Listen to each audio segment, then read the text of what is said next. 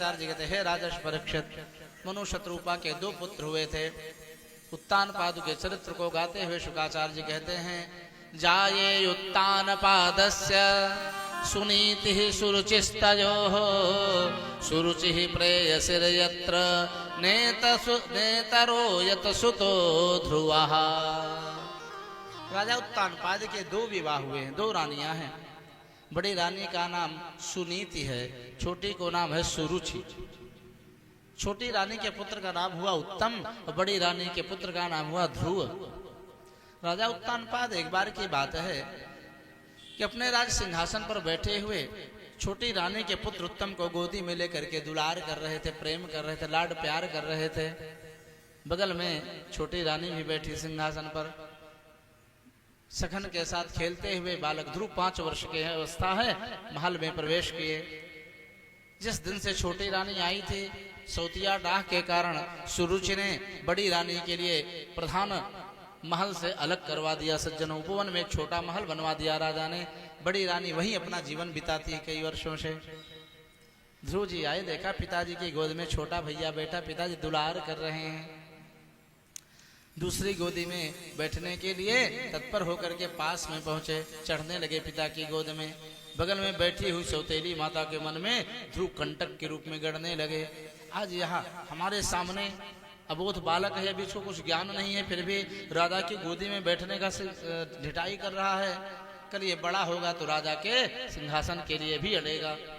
ये हमारे पुत्र के कंटक रूप है, क्यों ना इसको सदा के लिए उखाड़ के फेंक दें। तुरंत हाथ पकड़ा, ध्रुव ये क्या ढिठाई मनमानी कर रहे हो तुम? नवत्स नृपतेर्धिषणं भवान् आरूढमर्हति। बालक ध्रुव, तुम राजा के गोद में और सिंहासन में बैठने के पात्र नहीं हो। क्यों? न गृहीतो मया यस्त्वं कुक्षावपि नृपात्मज। सुरुचि को इतना अहंकार था, इतना अधिकार था कि इस श्लोक में इतना भी बोल गई है कि अपि नृपात्मजः, भले ही तुम राजपुत्र हो, राजा के ही पुत्र हो, लेकिन तुम हमारे कोख से नहीं जन्मे हो, तुम हमारे पुत्र नहीं हो, इसलिए तुम राज सिंहासन पर बैठने के अधिकारी नहीं हो। ध्रुव अपमानित हुए, रोने लगे। सज्जनों, कुछ दया आई इसको एक क्षण के लिए। इसने कहा देखो बेटा, रो मत, यदि तुम्हें राजपद चाहिए तो तपसाराध्य पुरुषम तस्यैवानुग्रहेण में वन में चले जाओ, भगवान नारायण की उपासना करो, और जब वे प्रकट हो, प्रसन्न हो, तब उनसे वरदान मांगो कि तुम्हारा जन्म हमारे कोख से हो, तब तुम्हें यह सिंहासन मिलेगा।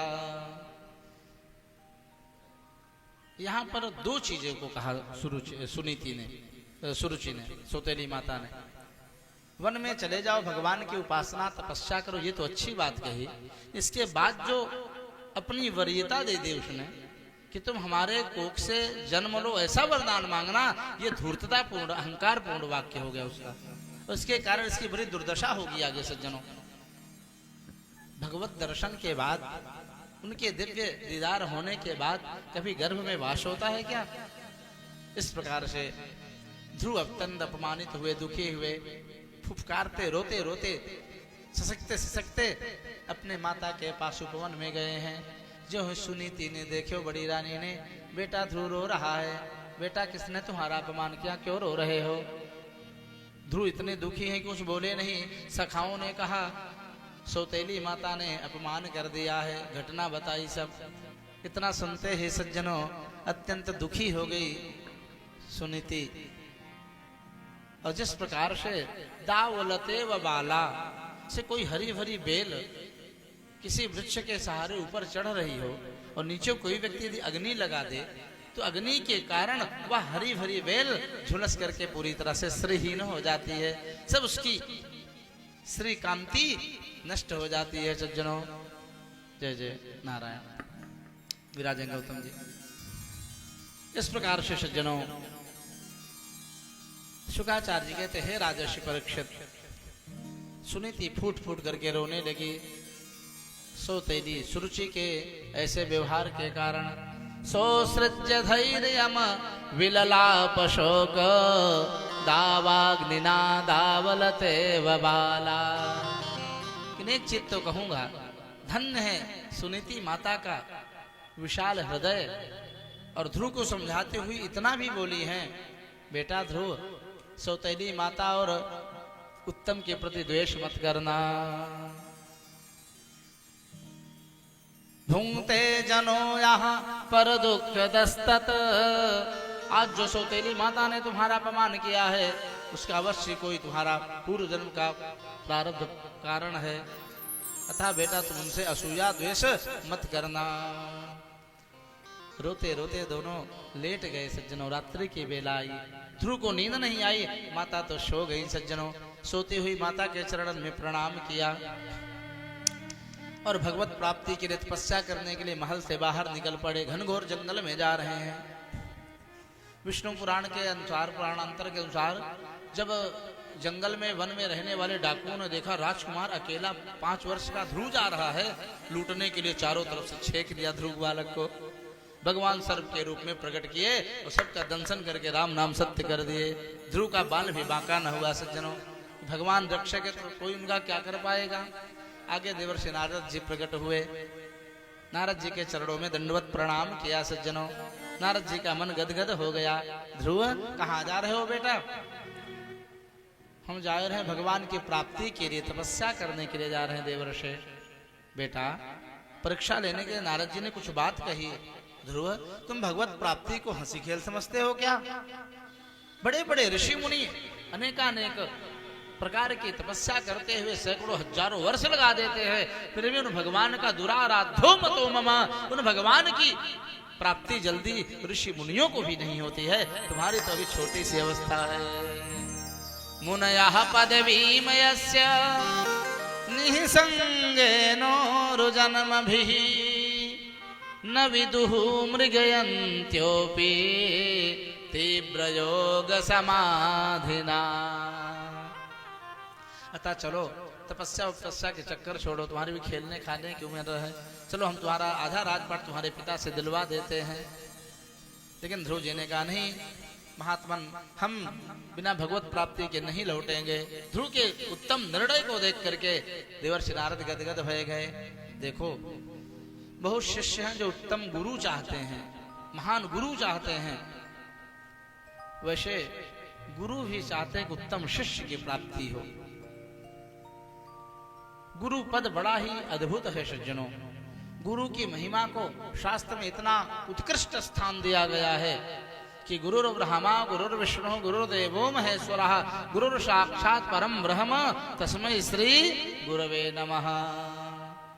आज हमारे गया महाजन के गुरुदेव जी भी विराजमान हैं। इस प्रकार से गुरु तत्व की अपनी बहुत बड़ी महिमा है सज्जनों। गुरु शब्द में 2 अक्षर हैं सेठ जी। गु प्लस रु इज इक्वल टू गुरु। गुरुस्तु अंधकारः स्यात् ऋकारस्तन्निरोधकः अंधकार निरोधित्वात् गुरुरित्यभिधीयते। अंधकार से जो प्रकाश की तरफ ले जाए, अंधकार माने माया अज्ञान, अज्ञान से जो प्रकाश ब्रह्म नारायण की तरफ ले जाए, भगवान की तरफ ले जाए, वही गुरु कहलाता है। बोलो सद्गुरुदेव भगवान की जय हो। गुरु की इतनी महिमा कि गुरु बिन भवनिधि तरई न कोई, जो विरंचे शंकर सम होई। गुरु की महिमा को बढ़ाने के लिए जो भगवान नारायण इस धराधाम पर अवतार लेते प्रकट होते हैं, तो वे भी गुरु तत्व को अंगीकार करते हैं, स्वीकार करते हैं सज्जनों। राम के रूप में जब आते हैं भगवान, तो कभी वशिष्ठ जी के चरणों को दबाते हैं आश्रम में जाके, कभी विश्वामित्र जी के चरण दबाते हैं, कभी अगस्त्य जी के चरणों में सेवा करके दिव्य ज्ञान प्राप्त करते हैं। कन्हैया के रूप में आए तो शांतिपन जी की सेवा किए, गर्गाचार्य जी की सेवा किए, शांडिल्य ऋषि जी की सेवा किए, वामनावतार में बृहस्पति भगवान की सेवा किए, कश्यप जी की सेवा किए हैं। इस प्रकार से गुरु की अपनी बहुत ही अद्भुत दिव्य महिमा है सज्जनों। देवर्षि नारद ने जब देखा कि ध्रुव बड़े ही उत्तम विचार के हैं, कहा बालक आओ हम बताते हैं भगवान कैसे मिलेंगे। तत्तात गच्छ भद्रमते यामुनायास्तटम शुचि पुण्यम मधुवनमयात यत्र सन्निहितो हरिः। बेटा तुम यहाँ से मधुपुरी चले जाओ, वहां पर जा करके भगवान नारायण के परम सुंदर मृत्तिका से बालू से मूर्ति बनाना, चतुर्भुज की धारणा करना, शंख चक्र गदा पद्म की धारणा करना, वन में कुछ अनेक प्रकार के पत्र पुष्प दूर्वांकुर तुलसी जमुना जल आदि के द्वारा उनके चरणारविंद की उपासना करना। और इतना ही नहीं, हम तुम्हें ऐसा अद्भुत एक दिव्य मंत्र दे रहे हैं जिस मंत्र के प्रभाव से पूर्व काल में तुम्हारे बाबा मनुशत्रुपा ने नमशारण्य में भगवान ब्रह्म नारायण रूपी सीताराम जी का दिव्य दर्शन प्राप्त किए हैं। जप्यश्च परमो गुह्यम श्रूयता में नृपात्मज। बड़ा ही सुंदर उपदेश दिया, गुरु मंत्र की दीक्षा दी देवर्षि नारद ने, द्वादशाक्षर मंत्र की दीक्षा दी सज्जनों। और ये दिव्य गुप्त मंत्र है, इसे माइक से नहीं बोल सकते हम। जप्यश्च परमो गुह्यम, गुह्य मंत्र है ये। लेकिन कुछ लोग ऐसे होते हैं जो मंत्रों को माइक से बोल देते, जो सर्वथा गलत है सज्जनों। गायत्री मंत्र को खूब बजाते हैं लोग, ये उचित नहीं है सज्जनों। लेकिन अब ऐसा ऐसा कैसेट वाले और सब कंपनी वाले ऐसा भर के खूब बेचते हैं कि लोग गतानुगति को लोका, जो जिधर जहां की आंधी चल गई उधर ही बह देता है सज्जनों, चल देता है। इस प्रकार से उस दिव्य द्वादशाक्षर मंत्र के उपदेश को प्राप्त किया, धारण किया और सीधे मधुपुरी को गए बालक ध्रुव। बड़ी घनघोर तपस्या करना प्रारंभ किया। पहला महीना जब प्रारंभ हुआ तो 3-3 दिन के अंतराल में कपित्थ बदराशना, कई था बैर फल खा करके तपस्या करते। एक बार खाते तो 3 दिन 3 रात्रि कुछ नहीं खाते हैं, अखंड 3 दिन तक तपस्या करते हैं। पहला महीना बीता, दूसरा महीना बीता तो और कड़ा किया तपस्या। 6-6 दिन के अंतराल में पत्र पुष्प खाने लगे। तीसरा महीना आया, 9-9 दिन के अंतराल में जल पी करके करने लगे। चौथा महीना आया, श्वास लेकर के तपस्या करने लगे 12-12 दिन के अंतराल में। 5वां महीना आया, पंचमे मास अनुप्राप्ते जित श्वासो नृपात्मजः, प्राणायाम की विधि के द्वारा श्वास को जीत लिया। भागवत जी में लिखा है श्वास लेना भी बंद कर दिया बालक ध्रुव ने, इतना जीता हो गए सज्जनों। शरीरस्थ इंद्रियों के देवताओं में व्याकुलता हुई, वह असर स्वर्ग के देवताओं पर गया। व्याकुल हुए देवता क्षीर सागर में नारायण के पास पहुंचे। नैवं विदामो भगवन प्राणरोधः चराचरस्याखिल सत्वधामनः। हे प्रभु, मुझे व्याकुलता और श्वास नहीं मिल रही है, आप कृपा करो, मेरी रक्षा करो। मुस्कुराते हुए नारायण ने कहा, उत्तान पादिर मयि संगतात्मा।